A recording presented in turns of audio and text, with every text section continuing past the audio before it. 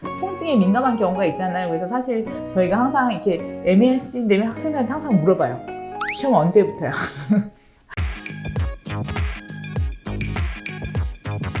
당신의 미소에 마법 같은 변화가 일어납니다. 안녕하세요. 오지게 좋은 TV 오지연 원장입니다. 오늘은 또 진료실에서 환자분한테 받는 질문 중에 하나. 와이어는 매달 교체하나요? 요거입니다. 그래서 와이어는 이제 매달 교체하는 경우도 있고 아니면 다시 그 와이어를 다시 묶는 경우도 있어요. 그러니까 와이어마다 조금 성향이 다르거든요. 그래서 특히 나이타이 와이어 같은 경우에는 이제 한번 그냥 풀었다가 다시 묶으면 다시 힘이 생겨요.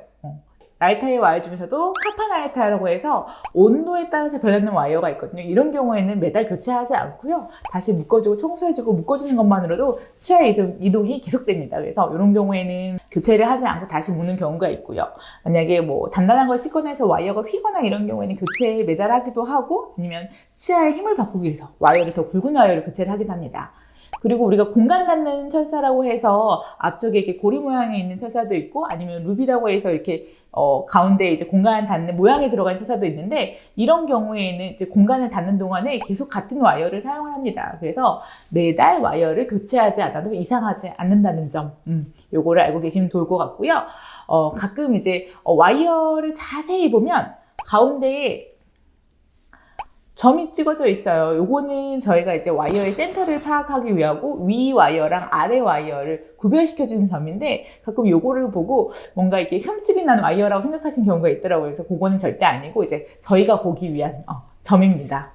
와이어를 교체하면 아픈가요? 이것도 되게 질문 많이 하세요. 근데 와이어마다 조금씩 달라요. 우리가 처음에 들어갔던 와이어들은 나이타이라고 해서 요렇게 말랑말랑한 이렇게 실처럼 되게 쉽게 올라가고 내려가는 와이어들이 많고요. 점점 와이어가 이제 그 치료 목적에 따라서 단단해지거든요. 그래서 아무래도 조금 굵고 단단한 철사, 이제 SS라고 해서 단단한 철사가 들어가면 조금 아프고 뻐근한 게 좀 많으신 것 같아요. 그래서 각 와이어 들어갈 때마다 다르다. 그래서 사실은 이제 성인들보다는 학생들이 시험 기간이 이런 데에 좀 통증에 민감한 경우가 있잖아요. 그래서 사실 저희가 항상 이렇게 애매한 시즌 되면 학생들한테 항상 물어봐요. 시험 언제부터야? 그래서 아픈 걸 할 때는 조금 시험 기간 피해서 이렇게 하는 것도 이제 도움이 되거든요. 그래서 환자분들도 뭔가 컨디션이 굉장히 중요한 게 있다. 뭐 꼭 학생들뿐만 아니라 뭐 직장인들도 뭐 중요한 뭐 진급 시험이 있을 수도 있고 아니면 구직 중인 뭐 학생일 수도 있고 이런 경우에는 뭐 내가 뭐 예를 들어서 한 1, 2주 내에 중요한 이벤트가 있어서 아프면 안 된다. 이런 경우에는 미리 말씀을 해주세요. 그러면 어느 정도 조절이 가능합니다. 그럼 와이어의 종류들이 네. 여러 가지가 있는 건가요? 네네네. 종류가 물성에 따라서 있어요. 일단 우리가 제일 많이 알고 있는 나이타이. 나이타이도 두 가지거든요. 그러니까 힘에 따라서 탄성이 이제 복원되는 거. 나이타이는 일단은 복원력이 좋아요. 그러니까 복원력이 좋다는 건 무슨 얘기냐면 우리 치아가 삐뚤빼뚤하게 돼 있으면 이 나이타이 와이어로 이렇게 배열을 하잖아요. 이게 어떻게 보면 이렇게 꼬불꼬불한 길을 나이타이 와이어가 복원력이 좋기 때문에 이렇게 다시 U자, 이 아치폼, 가지런한 길로 펴주는 거죠. 그러면 치아가 그 자리에 따라서 배열이 되는 거죠. 그래서 이게 이제 힘을 받았을 때 복원이 되는 거랑 그 다음에 이제 카파 나이타이라고 해서 온도에 따라서 변화하는 게 있어요. 이거는 차가운 거를 먹으면 힘이 좀 빠지고 입안의 구강 내의 온도에서는 다시 단단해지면서 이제 치아를 당겨주는 사실 힘을 발휘를 하고요.